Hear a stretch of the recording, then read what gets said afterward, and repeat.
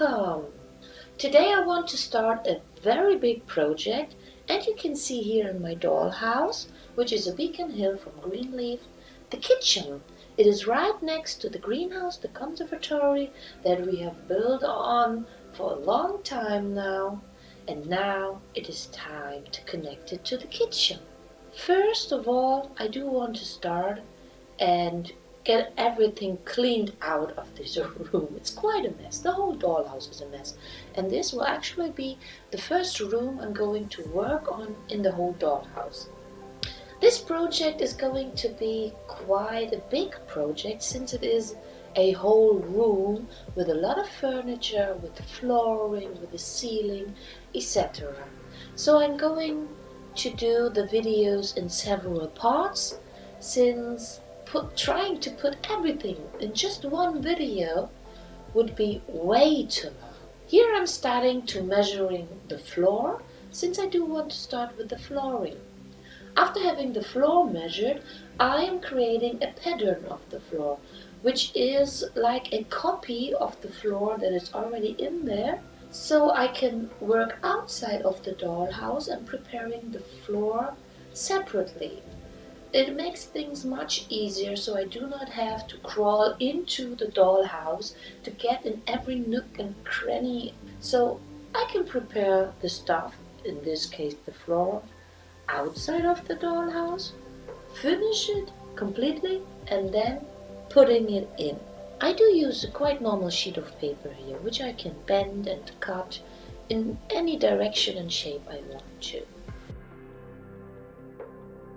And here it finally fits. Then I use the template to cut a cardboard piece, which will be the floor. And this is the floor, this is the final shape of it. And I do want to add tiles, very detailed painted tiles like from the south or the Mediterranean area. And this is, honestly, it is just a wallpaper for a dollhouse, and I'm going to transform it into tiles. First I add a good amount of glue, spreading it equally on the cardboard, and then I add the wallpaper, the paper. It is simply paper. I do use another piece of cardboard to add a lot of pressure onto the paper to squeeze all the air bubbles and wrinkles out. I do recommend for the drying process to put something heavy and flat on the whole surface to prevent it from bending.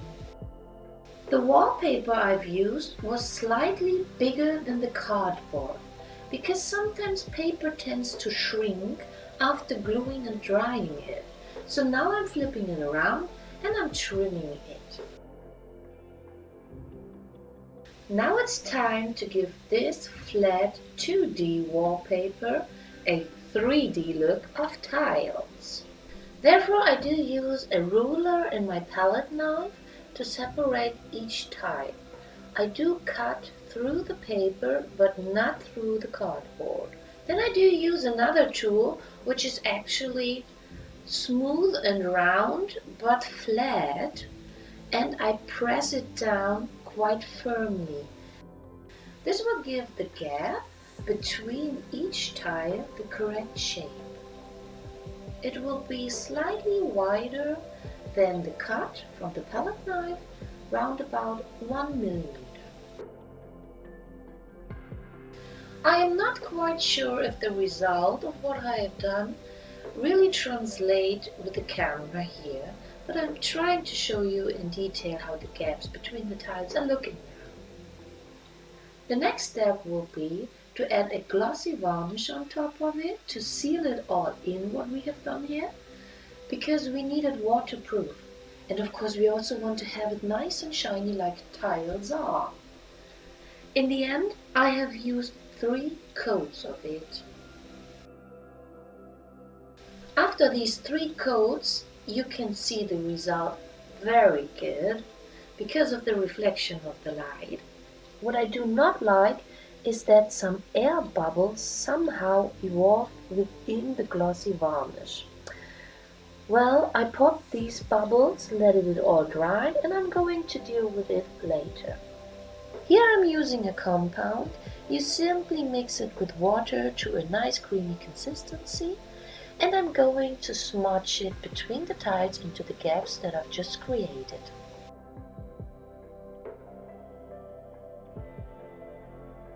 For easy spreading, I'm using just another piece of cardboard here.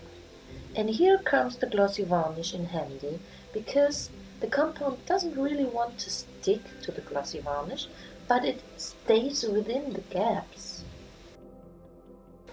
So I can simply rub it off since it has dried. And now I'm trying to deal with the air bubbles. Of course the compound has also stuck within the air bubbles, and I'm trying to get it out with a toothpick and a little brush. And after that is done, I'm going to seal everything in with another layer of glossy varnish. And I'm letting it dry once again. Now we are back in the dollhouse. This is the kitchen room, and I'm going to permanently glue in the floor right now. I do only recommend to glue something in permanently when you're 100% sure you want to keep it that way. Before I can add the flooring, I do have to add another piece to the back wall that you see here, where there's a pre-cut window in there. I'm going to deal with the pre-cut window later, because from the inside I don't want to have it. I don't want to put furniture in front of it, but from the outside I still want to keep it because it looks good with the architecture, to have it to have a symmetry somehow in there. So I'm going to add a blind window, where I'm also going to do a video, but way later in the future. And I do need to thicken the wall with this foam board, because the window is much thicker than the teeny tiny small thin wall that the green leaf crafting kit comes with.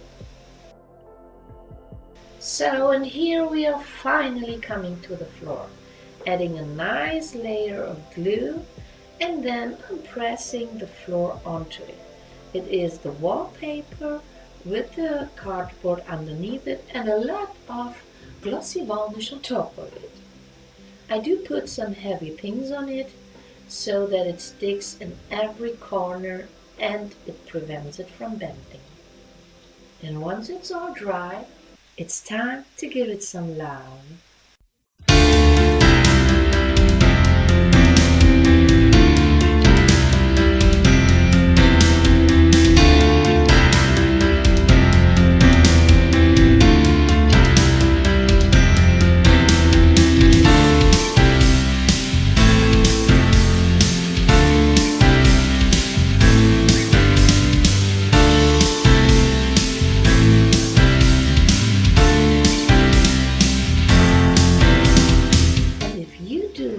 This video, even though it's a very short one, you may want to consider to give it a like or even subscribe to the channel, which would make me so happy.